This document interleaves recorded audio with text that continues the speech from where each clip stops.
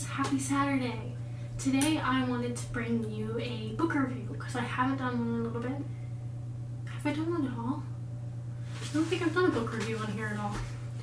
But I wanted to give you a book review for a sequel to a series that always makes me feel like I need to drink some tea. And that is the Etiquette the Finishing School series by Gail Carriger. I want to talk about the second book in the series, which is Curtsies and Conspiracies. So if you haven't read that book, I would suggest you go and read it.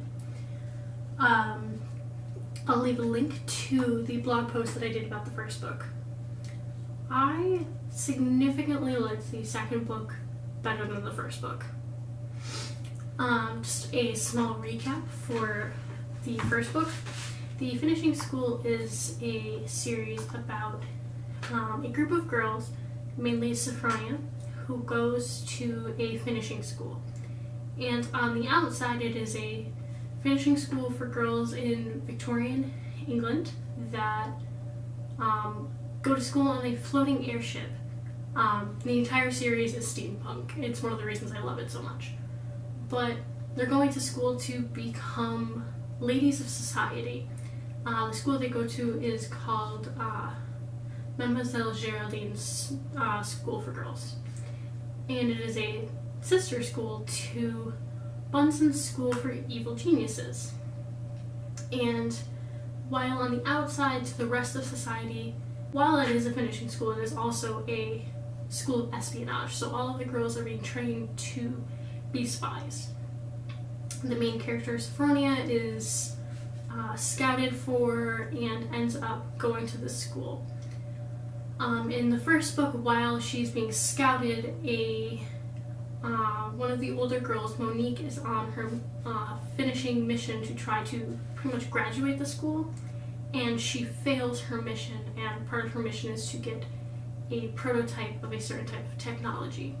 It's a valve technology, and that valve plays a large part in the first book. In the second part, the technology has sort of progressed, and one of the things that I really liked from the first book to the second book is the growth in the political intrigue of this book. You get a lot more world building, so you understand more of the ins and outs of society between the school, the finishing school, the School for Evil Geniuses, and the rest of society, which also includes werewolves, vampires, and the government, and these people called the Picklemen, and how they're all woven together and who's on what side and what they're trying to do. So that part of it was really cool, and really made it feel more grown up than the first book.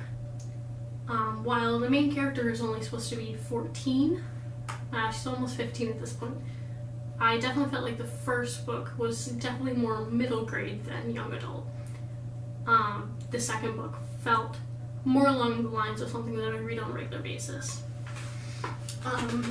Part of the second book was the schools joined together to go to London, so they took classes together. So you got more interaction between some of the characters that you had met in the first book, and you really got to know them. And that created some really interesting dynamics between the characters.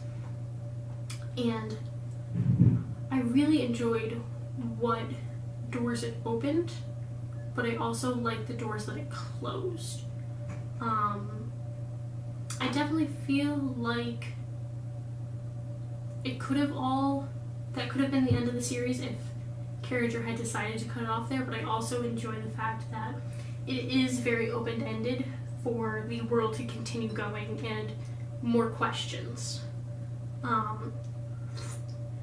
Because I definitely had some questions that came up as I was listening to the audiobook, which I definitely would suggest because the reader, I don't remember who it is right now, is able to create all of the accents of the characters. So you've got more lower class British, higher class British.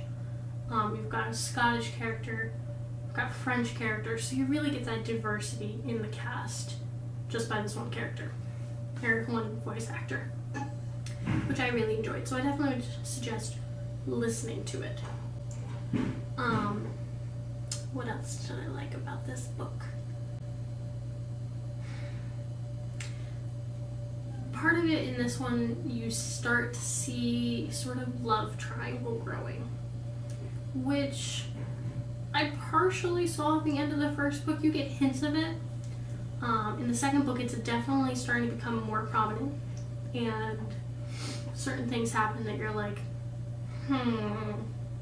You sort of look at the character, Sophronia, and go, you've got choices. What are these choices you're gonna make? And some of the choices you go, okay, and others you go, oh no. So it'll be interesting to see how they continue. I'm definitely planning on continuing the series once I finish the 5 other books that I'm reading right now. So I gave this one a 4 stars, 4 out of 5 stars. The first book I gave 3, so that's a significant improvement within the series. I definitely, as I said, I've enjoyed that one, this one much more, and I really enjoyed the ending of it. It was a bit darker than the first one, I will say that. But that kind of comes with the sort of steampunk society that she built. I feel like with the first book it was more setting up for this one, and I definitely liked how it was set up. So yeah, Curtsies and Conspiracies. I'm not sure how well this is showing up right now, but this is the cover. Going to be all for today. I hope you are having a fantastic morning, and I will see you again. Have a good day.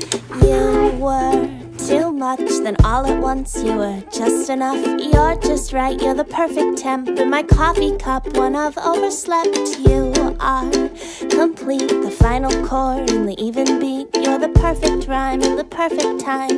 Please can I make you mine?